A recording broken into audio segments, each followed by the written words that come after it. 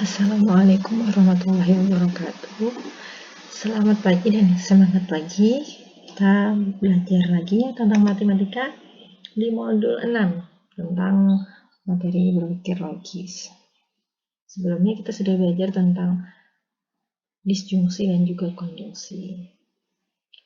Nah, disjungsi itu gabungan dua pernyataan. Jadi kalau disjungsi itu ciri khasnya menggunakan kata atau. Tandanya itu seperti huruf V. Dan kalau konjungsi itu adalah irisan menggunakan kata hubung dan. Simbolnya itu seperti V dibalik. Ya, seperti caping gitu. Dipahami ya, terutama tabel kebenarannya. Kalau disjungsi semua benar kecuali salah dan salah itu salah. Kalau konjungsi itu kebalikannya. Kalau semuanya salah kecuali kedua-duanya benar. Jadi P dan Q benar, konjungsi benar. Itu dihafal isi tabelnya. Kemudian minggu lalu sudah ada tugas untuk latihan. Jadi tugasnya latihan aja, kerjakan soal-soal yang ada di latihan soal ini 3. Nah, kalau sudah kalian kerjakan, nanti kalian cocokkan di akhir halaman modul ini. Ada kuncinya ya, silakan nanti dicocokkan salah berapa dan benar berapa untuk latihan pribadi. Nanti untuk selanjutnya, kita lanjutkan ke materi unit 4 tentang menggunakan cara berpikir implikatif. Banyak ungkapan yang bersifat hubungan sebab akibat dan hubungan timbal balik. Seperti contohnya ya, saya terlambat bangun, maka saya terlambat memasuki acara ini. Atau contoh kedua, kesuksesan diperoleh jika dan hanya jika kita bekerja keras dan cerdas.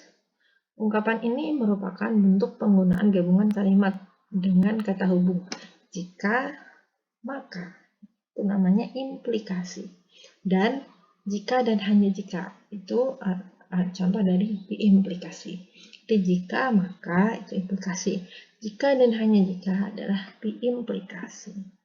Itu berpikir implikatif. Kita bahas yang pertama, yaitu tentang implikasi, yaitu pernyataan bersyarat.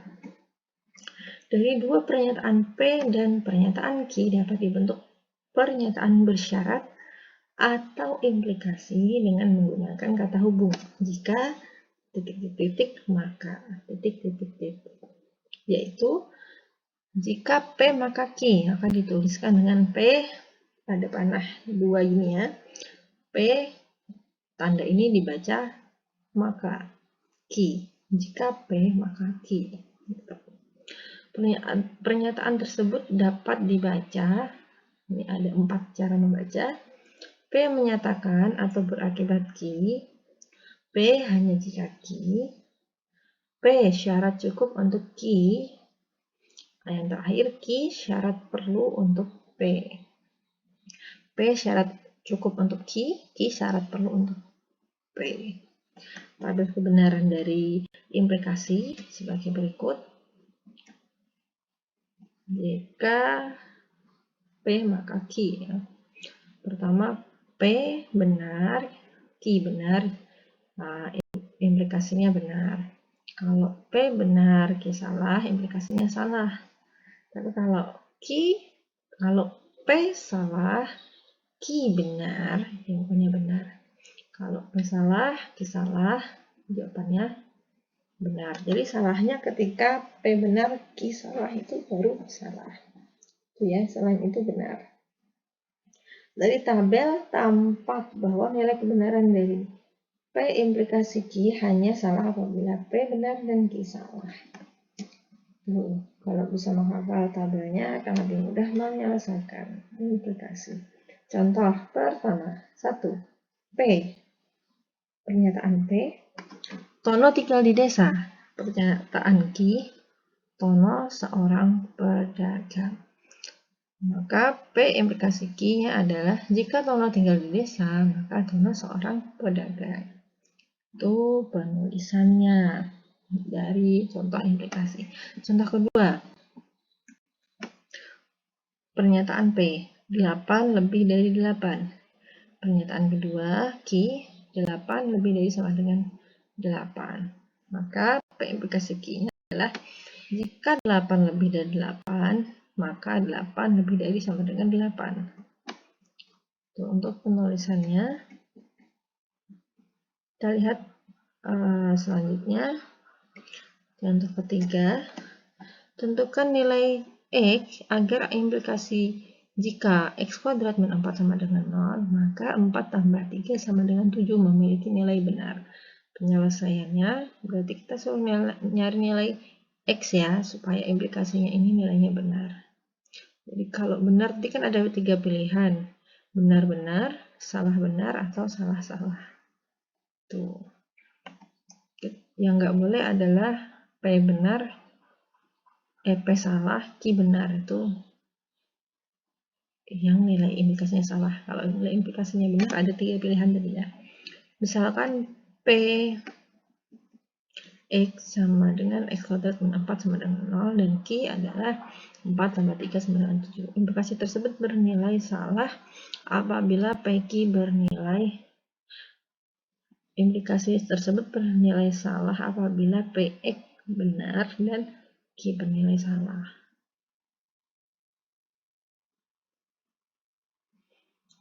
Jelas bahwa Q bernilai benar. Jadi berapapun nilai X yang diberikan selalu benar. Ini kita lihat dari tabel ya. Salah kalau Q salah, P benar. Jadi kalau Q-nya udah benar kan 4 tambah 3 sama dengan 7 benar kan? Jadi karena Q-nya bernilai benar, jadi berapapun nilai X yang dimasukkan, implikasi bernilai benar. Contoh keempat.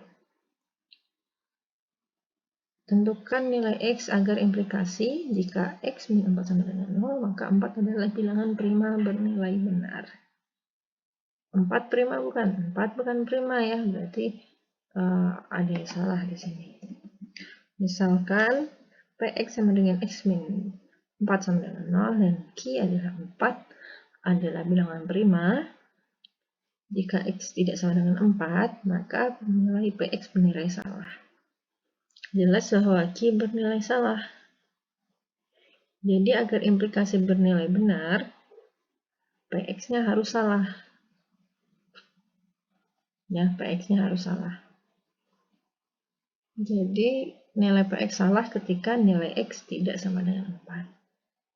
Nah, kita lihat kan Q-nya salah. Kalau Q-nya salah, gimana biar implikasinya nilainya benar? Berarti P-nya harus salah juga. Nah, P-nya salah ketika X bukan 4. Jadi jawabannya nilai Px harus salah, yaitu X bukan 4. Pada implikasi P, maka jika P maka Q, P disebut anteseden atau hipotesis, dan Q disebut konklusi atau kesimpulan.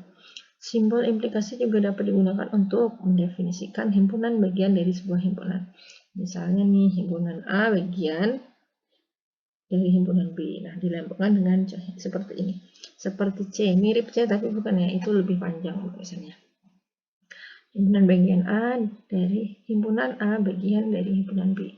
Dinyatakan seperti ini, A himpunan A bagian himpunan B.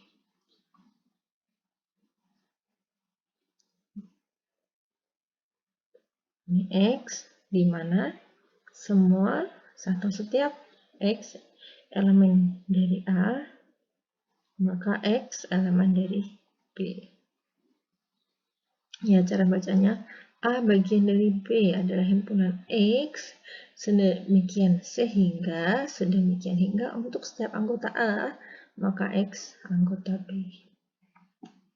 Itu tentang implikasi. Kemudian yang kedua ada implikasi logis. Nah, kita bahas sampai implikasi logis ya. Sebuah kalimat matematika berbentuk Px implikasi Qx disebut implikasi logis apabila untuk nilai X sehingga Px bernilai benar mengakibatkan Qx bernilai benar pula. Nah, implikasi logis banyak digunakan untuk membuktikan secara langsung berbagai pernyataan matematika, seperti pembuktian teorema Pythagoras, aturan sinus, kosinus, dan teorema faktor, dan juga yang lainnya, dan sebagainya. Contoh, misalkan Px itu X lebih dari 1 dan Qx adalah X kuadrat lebih dari 1 dengan X bilangan real. Periksalah apakah Px implikasi Qx merupakan implikasi logis. Nah, penyelesaiannya perhatikan. Ini ya, jawabannya ada di sini. Akibatnya untuk nilai X sehingga Px benar-benar mengakibatkan Qx bernilai benar. Jadi, contoh tadi merupakan implikasi logis. Itu dulu mungkin pembelajaran kita pada kali ini. Terima kasih. Assalamualaikum warahmatullahi wabarakatuh.